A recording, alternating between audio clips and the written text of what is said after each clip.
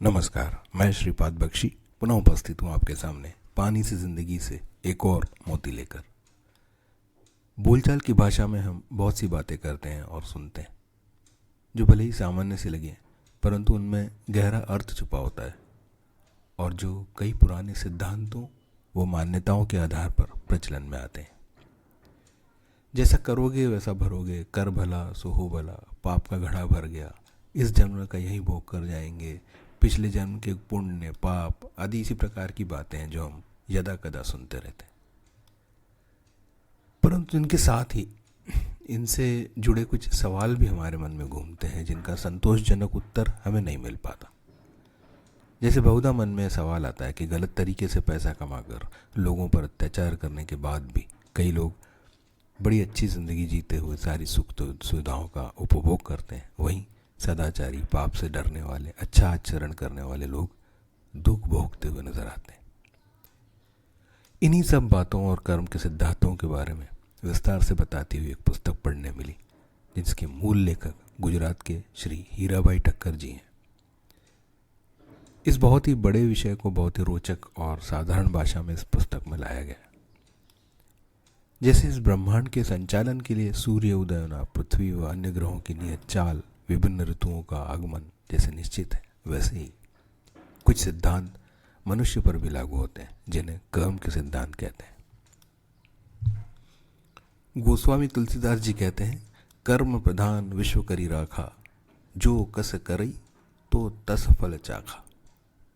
कर्म सिद्धांत के पालन में कोई भी गड़बड़ नहीं होती, प्रत्येक किए हुए कार्य का फल मिलता ही है। इनको 3 भागों में बांटा गया है: नियत या क्रियमाण कर्म, संचित कर्म और प्रारब्ध कर्म।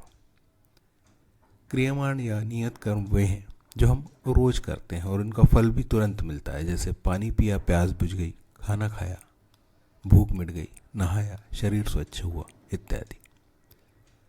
संचित कर्म वे हैं जिनका फल तुरंत नहीं मिलता परंतु जब तक वे फल नहीं दे जाते तब तक साथ नहीं छोड़ते। जैसे आज परीक्षा दी, कुछ दिनों बाद परिणाम आएगा। आज किसी को गाली दी, उसने 2 दिन बाद आकर झापड़ मारा इत्यादि।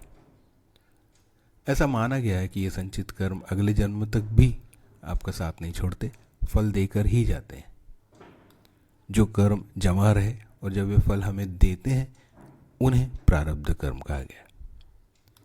यहाँ एक और बात साफ की है कि बुरे कर्म और अच्छे कर्मों का कोई जोड़ घटाव नहीं होता। अच्छे का अच्छा, बुरे का बुरा परिणाम भोगना ही पड़ता है। इसलिए जो लोग आज सुखी हैं उनके अच्छे कर्मों का फल भोग रहे हैं, जो दुखी हैं वे बुरे कर्मों का।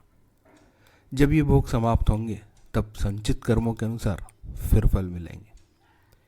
इसलिए कबीर जी ने तो बड़े सरल शब्दों में बताया है, कबीरा तेरा पुण्य का जब तक रहो भंडार, तब तक अवगुण माफ है, करो गुनाह 1000। किए हुए बुरे कर्म याद नहीं आते परंतु इनके फल मिलते हैं तब याद आ भी जाते होंगे शायद। समझदारी तो इसी में है कि आज पर ध्यान दिया जाए, बुरे कर्मों से बचा जाए और भविष्य सुरक्षित रखा जाए। जय हो, नमस्कार।